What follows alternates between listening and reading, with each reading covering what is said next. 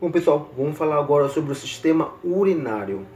As nossas células, elas, por meio do seu metabolismo, acabam produzindo algumas substâncias que são tóxicas para o corpo, como, por exemplo, gás carbônico, ureia e ácido úrico, sendo que a ureia e o ácido úrico são produzidos por meio do metabolismo de proteínas. Então, essas substâncias elas precisam ser eliminadas do organismo.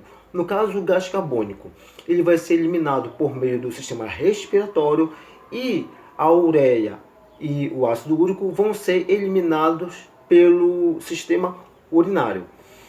Essas excretas, esses produtos, eles são chamados de excretas.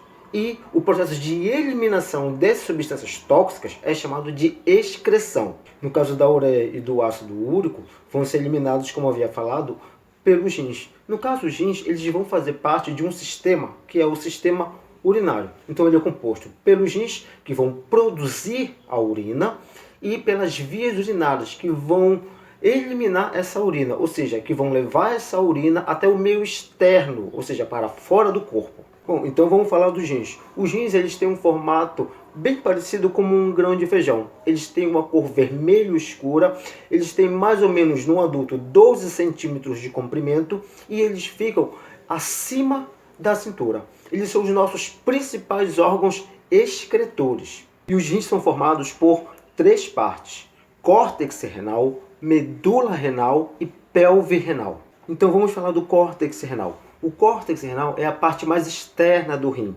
Neles estão presentes os néfrons, que são as unidades funcionais dos rins e são responsáveis pela filtração do sangue. Então o sangue ele é filtrado dentro dos néfrons, que está na região do córtex do rim. Existe mais de 1 milhão de néfrons e o sangue que passa por lá ele é filtrado mais de 300 vezes por dia lá nos néfrons. A medula renal, ela é a parte mais central dos rins, é a parte mais interna. E é na medula renal que estão presentes os ductos coletores de urina. E a pelve renal, que é um ducto em forma de funil. A função da pelve renal é coletar toda a urina formada, produzida no rim e transportá-la até os ureteres. E as vias urinárias são formadas pelos ureteres, pela bexiga e pela uretra. No caso dos ureteres, são dois, sai um de cada rim. Os ureteres saem da pelve renal e eles conduzem a urina formada até a bexiga. A bexiga, que é um órgão muscular e oco, que tem a função de armazenar a urina. A uretra ela vai aumentando de tamanho conforme a urina vai sendo armazenada. E abaixo da urina nós temos a uretra, que é um tubo que leva a urina da bexiga até o meio exterior, ou seja, até ela ser eliminada do corpo. Na parte inferior da bexiga, ou seja, na parte de baixo da bexiga, ali na junção com a uretra, existe um anel muscular que nós chamamos de esfíncter. Esse esfíncter, que é um anel muscular, ele tem a função de apertar, no caso, fechar a saída da bexiga para que não ocorra a saída da urina e assim ela fique armazenada por um tempo. E como é que ocorre a formação da urina? Bom, a gente sabe que o néfron é o responsável pela filtração do sangue. E quando ocorre essa filtração, há a formação da urina. A urina ela é composta, tem na sua composição água, sais minerais, ureia e ácido úrico. É um líquido de cor amarelada, meio transparente, mas que a intensidade da cor ela varia de acordo com a concentração de água ingerida. E nós podemos dividir o processo de formação da urina em três etapas: filtração, reabsorção e secreção. Então a primeira etapa, a filtração. Quando o sangue ele entra no rim e a chegar aos capilares sanguíneos, ele passa pelo néfron. No néfron, esse sangue, com todas as substâncias que tem nele, vão ser filtradas com um pouco de água. Ou seja, um pouco da água, do líquido presente no sangue, passa pelo néfron e é filtrado junto com outras substâncias. No caso, por exemplo, ureia, ácido úrico e mais algumas excretas que estão presentes. As células, como por exemplo os glóbulos vermelhos, os glóbulos brancos, não passam pelo néfron, eles voltam, e vão para a corrente sanguínea. Essas substâncias que são filtradas no néfron, elas são chamadas de filtrado ou urina primária. Segunda parte, a reabsorção.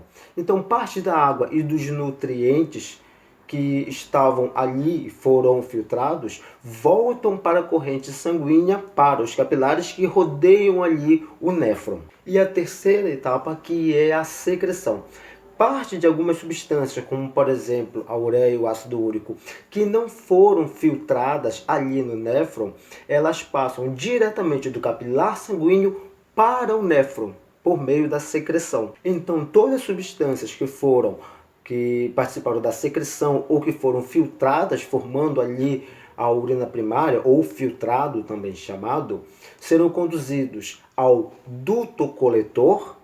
Esse duto coletor ele vai se unir a outros dutos coletores, ficando maiores, até se formarem a pelve renal.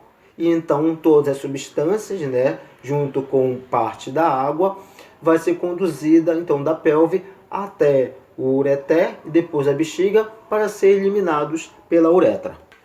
E de toda a água que foi filtrada do sangue lá no néfron, 90% dessa água ela volta para a corrente sanguínea. Só 10% daquilo que for filtrado é que realmente vai formar a urina, vai ser eliminado. Vamos falar de algumas doenças agora que podem acometer o sistema urinário. Primeiro, vamos falar da nefrite. A nefrite é um processo inflamatório que acomete parte do néfron. Como o néfron, então, ele vai estar em processo inflamatório, ele vai ficar inflamado, o sangue ele não consegue ser filtrado com eficácia. Logo, então, vai aparecer sangue na urina. E isso pode levar, por exemplo, até a um aumento da pressão arterial. O que pode provocar essa infecção do néfron, essa inflamação do néfron? Agentes infecciosos, como por exemplo, vírus e bactérias. E alguns medicamentos, eles também podem provocar a inflamação do néfron, levando a uma nefrite. Cálculo renal, mais conhecido como pedra nos rins. O cálculo renal ele pode se formar em qualquer parte do sistema urinário. Nos rins, nos ureteres, na bexiga, na uretra, eles vão obstruir as vias urinárias. Eles são formados por sais de cálcio. E essa obstrução dos cálculos renais pode levar a cólica muito forte, a vômito e em alguns casos pode levar até a insuficiência renal aguda. E vamos falar da cistite. A cistite ela é uma inflamação da bexiga. Essa inflamação ela pode acontecer por causa, por exemplo, de micro-organismos, como por exemplo bactérias. E isso vai ter como sintoma principalmente a dor ao urinar. Ou seja, o indivíduo ao urinar ele vai sentir muita dor. Essa dor ela é causada por causa da inflamação no local. Então essa inflamação vai gerar a dor. E qual é o tratamento para a cistite? Geralmente o que o médico faz é atacar a causa dessa inflamação, que no caso seria o micro-organismo. Lembra que eu falei que um dos componentes da urina era a ureia? Mas de onde é que vem essa ureia? Lembra, quando você come proteínas, por exemplo, que vem na carne, nos ovos, no leite, essas proteínas elas vão ser quebradas em pedaços menores lá no sistema digestório, lá no intestino, por meio de enzimas. Essas proteínas são quebradas em aminoácidos. Esses aminoácidos, dentro das células, vão ser quebrados em pedaços ainda menores. E essa quebra, esse metabolismo, ele vai gerar um produto chamado de amônia. Essa amônia ela é muito tóxica para o organismo. Então ela é transportada pelo sangue até o fígado. Lá no fígado, essa amônia ela é transformada em algo menos tóxico, que é a ureia. Essa ureia, então, ela é levada do fígado para os rins, onde lá ela é filtrada pelo néfron e eliminado junto com água, no caso, que irá formar a urina. E mais uma curiosidade, o rim de um adulto, ele filtra mais ou menos 180 litros de sangue por dia. Mas vamos pensar, a gente tem tudo isso no nosso organismo? Não, a gente não tem 180 litros de sangue. A gente tem 4, 5 litros de sangue, O que acontece é que a quantidade de sangue que passa pelo rim, que ele vai filtrando, dá mais ou menos essa taxa de 180 litros por dia. Sendo que nós produzimos por dia de 1 a 2 litros de urina. E a bexiga, ela armazena cerca de mais ou menos 500 ml de urina, mais ou menos meio litro. E os rins, além de ter a função de filtrar o nosso sangue, eles também são responsáveis pela regulação da nossa pressão arterial.